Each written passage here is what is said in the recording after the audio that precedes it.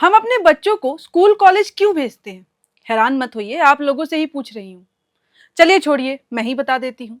इसीलिए ताकि वो ज्ञान पा सके, अच्छी चीजें सीख सके, दुनिया का सामना करना सीख सके और एक सुरक्षित माहौल में अपने भविष्य के सपने बुन सके।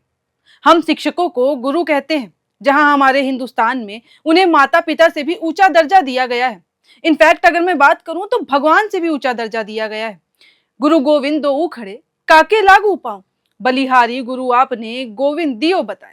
संत कबीर का एक प्रसिद्ध दोहा है, जिसका अर्थ है कि जब गुरु भगवान दोनों एक साथ खड़े हों तो पहले गुरु को प्रणाम करना चाहिए, क्योंकि वो हमें सही गलत बताता है, अज्ञान से ज्ञान की ओर ले जाते हैं।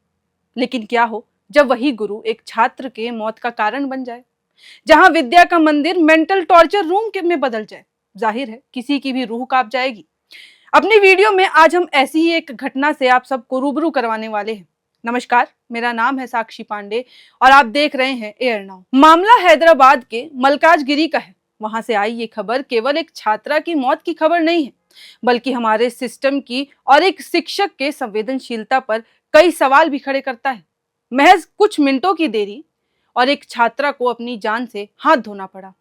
दरअसल मलकाजगिरी में एक सरकारी जूनियर कॉलेज में एक छात्रा कुछ मिनट देरी से कॉलेज पहुंची। बस वहीं शिक्षिका ने उसकी क्लास लगा दी। इंटरमीडिएट की छात्रा वर्षिनी के लिए वह दिन भी बाकी दिनों जैसा ही था, नॉर्मल रूटीन। बस कुछ मिनटों की देरी हो गई थी, लेकिन उसे क्या पता था कि कॉलेज पहुंचते ही उसे ज्ञान नहीं बल्कि ऐसा अपमान मिलेगा, ऐसी जिल्लत मिलेगी जो उसकी जान ले लेगी। लेक्चरर श्री लक्ष्मी और मधुरिमा ने अनुशासन के नाम पर जो किया, वो किसी भी सभ्य समाज के लिए तो बहुत शर्मनाक होता है, क्योंकि ऐसे टीचर्स व्यवहार नहीं करते। दरअसल लेक्चरर ने उसे डांटने के बजाय सभी सहपाठियों के सामने खड़ा कर दिया और उसके साथ मेंटल हैरेसमेंट शुरू कर दिया। सबके सामने उसकी प्राइवेसी को इन्वेड किया गया, या फिर मैं यूं कहूं कि सरेआम नीलाम कर दिया गया। उससे आपत्तिजनक और अपमानजनक सवाल पूछे गए। उससे पूछा गया कि इतनी देर क्यों हुई? क्या तुम्हें पीरियड्स आए हैं? नाटक मत करो, अगर सच में है तो इसका हमें सबूत दिखाओ। जरा सोचिए, ये कैसे बेहुदे सवाल थे। पीरियड्स कोई खराब चीज नहीं है, शर्मिंदा होने की बात भी नहीं है, लेकिन जिस तरीके से उस शिक्षिका ने यह सवाल किया वो गलत था। और सोचिए, पूछने वाली खुद एक महिला। मान लीजिए एक बार को टीचर को डाउट हुआ होगा कि शायद छात्रा झूठ बोल रही है, शायद वो बहाना कर रही हो, लेकिन क्या ये डाउट क्लियर करने का कोई तरीका था, या उसे समझाने का कोई सही तरीका था? किसी लड़की से पीरियड्स का सबूत मांगना, एक पढ़ी लिखी शिक्षिका और ऐसी मानसिकता, बेहद गंभीर सवाल खड़े करती है ये हमारे प्रशासन पे और हमारे ऐसे टीचर्स पर।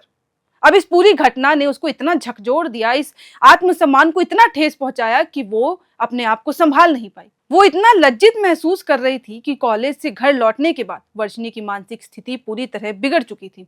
वो गहरे अवसाद में चली गई और बार बार उसी अपमानजनक व्यवहार को याद करती रही। मीडिया रिपोर्ट्स के मुताबिक शाम को वो अचानक फेंट हो गई। जब घर वालों ने उसे बेहोश होते हुए देखा तो घबराए हुए माता पिता उसे तुरंत नजदीकी अस्पताल ले गए, लेकिन दुर्भाग्यवश डॉक्टरों ने उसे वहीं मृत घोषित कर दिया। डॉक्टरों का प्राथमिक अनुमान है कि छात्रा की मौत अत्यधिक मानसिक आघात के कारण हुई है। उसे किसी बात का शायद बहुत बड़ा सदमा पड़ा, जिसके कारण उसकी मौत हो गई। हालांकि रिपोर्ट्स का इंतजार अभी भी है, जिसके बाद सारी बातें सामने आ जाएंगी कि आखिर पूरा मामला क्या है। लेकिन अब इस दुखद घटना के बाद छात्र संगठनों और परिजनों का गुस्सा भी अब वहां फूट पड़ा है। मलकाजगिरी सरकारी कॉलेज के बाहर बड़ी संख्या में प्रदर्शनकारियों ने जमकर नारेबाजी की और आरोपी लेक्चरर श्री लक्ष्मी और मधुरिमा के खिलाफ तत्काल कानूनी कार्रवाई और उन्हें कॉलेज से निकाल देने की मांग की है। और इतने ज्यादा गुस्से में थे लोग कि वो किसी की बात तक नहीं सुन रहे थे। प्रदर्शनकारियों का कहना है कि शिक्षकों का यह व्यवहार न केवल अनैतिक है बल्कि अपराध की श्रेणी में भी आता है।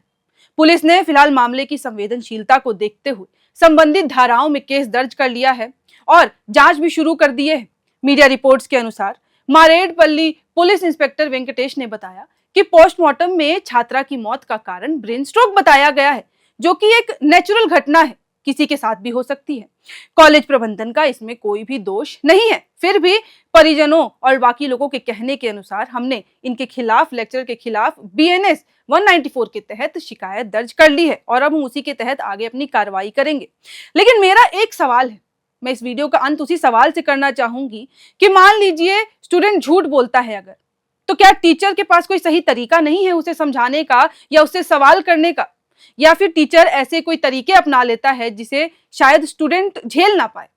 आज जब पता है कि लोग सेंसिटिविटी की बात करते हैं, तो उस वक्त टीचर जो शिक्षिका रही उसका कहाँ था ये संवेदनशीलता, उसने क्यों नहीं दिखाई। भरे क्लास में एक लड़की से पीरियड्स के बारे में पूछ लेना ये कहाँ तक सही था, और जबकि वो खुद एक महिला है।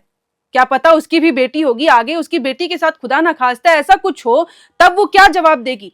अब इसमें देखने वाली बात है कि प्रशासन किस तरीके से उन लेक्चरर के खिलाफ काम करता है, क्या कार्रवाई करता है, क्योंकि जांच तो जारी है। पुलिस ने तो कह दिया है, उन्होंने साफ कह दिया है कि ब्रेन स्ट्रोक से मौत हुई है, लेकिन एक नेचुरल घटना है और इसमें लेक्चरर का कोई हाथ नहीं है। तो क्या पुलिस उस तरीके से जांच कर पाएगी? जब उन्होंने पहले से ही धारणा बना ली है कि एक नेचुरल घटना है, तो क्या ये उस तरीके से काम करेगी या मामला बाकी मामलों की तरह ही दब के रह जाएगा? क्योंकि कई घटनाएं ऑलरेडी हमारे देश में चल रही हैं, चाहे वो लड़की की ही बात कर लें, चाहे वो उत्तराखंड हो, दिल्ली हो या फिर कोई और जगह। मामले कई हैं लेकिन दबके रह जाते हैं। आज भी ये मामला शायद एक हेडलाइन की तरह लगे आपको कि आपने खबर पढ़ी, पन्ना पलटा और पूरा मामला बदल गया। लेकिन मैं चाहूंगी कि आप इस पे गौर करें, सोचें, क्योंकि ये ऐसी घटनाएं हैं कभी भी आपके घर पे भी दस्तक दे सकती हैं, किसी भी लड़की के साथ हो सकता है। तो सोचिए, विचार करिए और इस मामले में क्या करना चाहिए, आपको क्या लगता है हमें कमेंट बॉक्स में लिख के भी बताइएगा। बाकी अगर इस मामले से जुड़ी और कोई खबर सामने आती है या फिर पुलिस की कार्रवाई में और कोई अपडेट्स आते हैं तो हम आपके साथ साझा करते रहेंगे। ऐसी ही और खबरों के लिए देखते रहें एयर नाउ।